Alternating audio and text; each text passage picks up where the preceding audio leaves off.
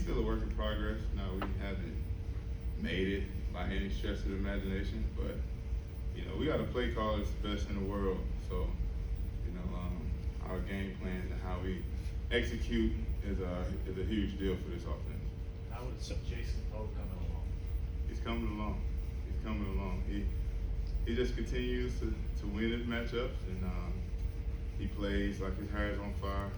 Obviously, there's a lot to this game that he has to learn, but you know, I think everybody's pretty excited with the strides he's made since OTA. You know, he's 6'1" and doesn't have a long. Is he 6'1"? Well, maybe not. I mean, they've listed him as 6'1". You'd know better than me. But you know, the whole thing is, you know, a guy with that height and that length arms isn't supposed to be able to block well, but he has. What is it that he's doing that has allowed him to kind of make up for that lack of length? Well, you said it, 6'1" or whatever. It could be 6'3", who knows? Maybe 5'11", we don't know. But that naturally gives him leverage. And he's explosive. He's a very quick guy. Even if you get him, he always has a chance to recover, which is, you know, it's not common coming from an offensive guard position.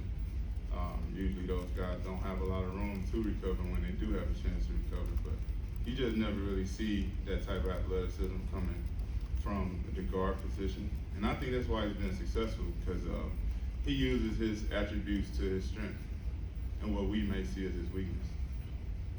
I'm sure everybody at this time talks about wanting to win a championship, but some of your teammates have kind of openly said that is the goal, the standard here this year. How much do you feel that on a day-to-day basis, just being in that locker room? I mean, yeah, it's when you come that close last year and you know that you know, essentially the NFC Championship was the Super Bowl, and you know, in our eyes, two of the best teams in the league, in my opinion. So when you come that close to actually being to the big dance, it's hard to taper down your expectations for the next year, especially when you think the team is just as good, you know, if not better. We'll see. You kind of alluded to this with your first answer, but you know, when we watch practice, it kind of looks like you guys are having a difficult time, and Trey's having a difficult time finding open guys and completing passes. Do you kind of fall back on that? Yes, but it's going to be different in the regular season because you can set up plays, you can go after weaknesses, you can game plan. Yeah, it will be different. Obviously, instead of going up a defense, which we don't game plan, which, you know, our first 20, 30 plays are scripted, and the script is just not for our eyes, you know, it's universal. So Fred Warner can easily pick up an offensive script and kind of know what's coming. Not saying that he does, not saying he don't, I'm not putting that out there. But, you know, it makes it's difficult. It's always like that during training camp. It's been like that every year I've been here. Last year was just as tough. Year before, just as tough. You know, that defense is incredible. They play extremely hard. They only have one speed, you know, so it's a great learning tool. It's a great measuring stick. Has there been any frustration on your part, just kind of seeing how things are fitting together this summer? No, I don't really. It's a long season. I'm getting frustrated in training camp. Whether that's going to say about week 4, or week 8, you know, week 9, or week 17, you know, the extra game. You know, so I'm frustrated now. How do I keep my head in? You know, and playing offensive line is all about being consistent, you know, and not getting too high, not getting too low. So I take that approach in pretty much everything. Do you remind some of the younger guys that you know, or especially trying to make the team, stuff like that, that you know, you got to take it day by day? No, because they might not have to week 17 or to week 8. Right.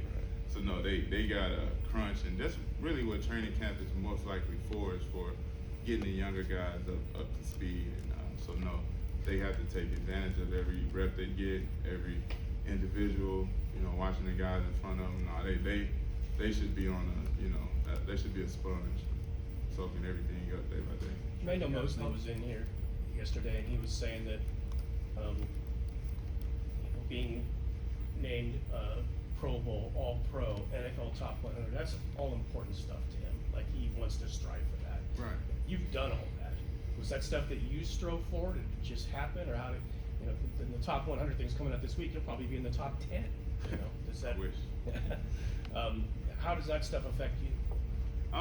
You know, I'd be lying to say, because offensive line, we don't score touchdowns, we don't have passer ratings, we don't have, you know, rush yards or receiving yards to keep up with. So yeah, I mean, getting those accolades are important because it kind of gives you an idea of where you at and what your peers think about you, not just in this building, but outside of the building and the people you compete against. So yeah, it is extremely important to me.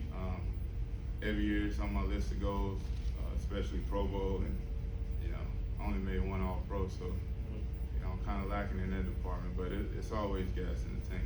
Did you have to fill out did you fill out a top 100 ballot, and do you have to name 100 players on it? No, I believe that you named 25, but Okay. no, I didn't get a ballot. I don't even know where they was. So. Okay.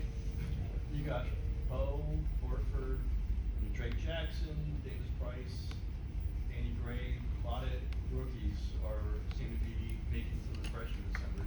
I know maybe you don't think about this all the time, but is there a sense that you got a lot of really talented rookie players out there on the field this year? Yeah, of course. I mean, we got a lot of talent in the first year, second year, third year, even fourth year. I mean, they did an incredible job building this roster from top to bottom. So that's one thing I've grown accustomed to coming here. You know, when I came, it was I don't even think Aziz was a starting linebacker. I think it was Quan. You know, but me seeing Aziz in practice, I'm like, you know, this dude's pretty good. You know, I don't know how long they're gonna be able to keep him on second team. So in this, I bring up that example because it's been like that for majority of my time here. I always see younger guys, and you continue to see them blossom, and they continue to make strides, and they continue to take heed to the coaching, and they continue to develop. And you know, I think it's just hats off to the front office, the coaching staff. They do an amazing job. Trent, with Poe, with his small school background, versus community college, as you say, but did it take him a second, like, to realize he does belong here, or did he carry himself with a swagger from the start of training camp? That even though he is a small school guy, he felt like he belonged. You know, I can't speak for him to say whether he felt like he belonged. He always looked like he belonged. You know, the confidence he plays with his, like I said, his attributes, low center of gravity, his natural leverage, and he's strong as an ox and he's quick as a cat. So having those attributes, to me, I would assume that he knows he belongs. But it's still a long way to go. You know, it just first training camp, there's so much that he hasn't seen yet. You know, but he is definitely ahead of the curve. Definitely playing a lot better than anybody could imagine, being where he came from and the type of football he played last year. For him to be, you know, blocking Javon Kinlaw and guys like that, from coming from Mercer. I mean, you know, I don't know if it's university or whatever it is, but coming from Mercer, I'm pretty sure he didn't see too many guys that look like 99 or 91 or, you know, those guys. So the fact that he even comes out here and he's able to put his best foot forward every day and continue to get better, I think it says a lot about him. He said he tries to model himself after you. He called himself like a baby Trent. How do you feel about that comment? Do you see that a little? Yeah, I definitely see it in his athleticism, his strength. I've seen it this off season, seeing his work ethic. You know, he has that, what they call that dog in him, stuff you can't teach. And you know, I think if he continues to stay on the track that he's on, you know, I think he's gonna be a good player in this league for a long time. A good player for this franchise. No, I was just letting you know, it is Mercer University. Mercer University? All right, I didn't know. You know, I didn't want to throw the university out there and it was a college or ITT Tech. Given that you've replaced all three spots in your interior line and McGlinchey's out right now and may not be ready for the opener, or he may be, and you're the only one that's, you know, rock solid from last year, how do you feel about the development of the line as a whole, and how's that coming together? I feel really good. Like I mean, obviously Jake is new, or if it's Dan, Dan played a lot of football for us. But even though Jake wasn't in the starting lineup last year, he's still a dude with a lot of knowledge, played a lot of ball, and can get guys going in the right direction. So, you know, I know that the inside is new, but it doesn't really to me, it doesn't feel like we're in some type of rebuilding phase or anything. It's like, you know, we got a second rounder we plugged in, and Aaron Banks, and we got, what was Spence, what, fourth round, I believe, and he's a guy that probably has first, second round talent. You know, and we got a steal in the fourth round. So, I mean, it's not like we're putting journeyman in there. These are guys that they drafted with a purpose and a purpose to help this franchise. And, you know, I think they're doing the best job they can do, and, you know, we'll see during the season. You know, that's really the only real measuring stick you can kind of use, you know. Thanks, Trent. Thanks for your time. Thank you. All right, see y'all.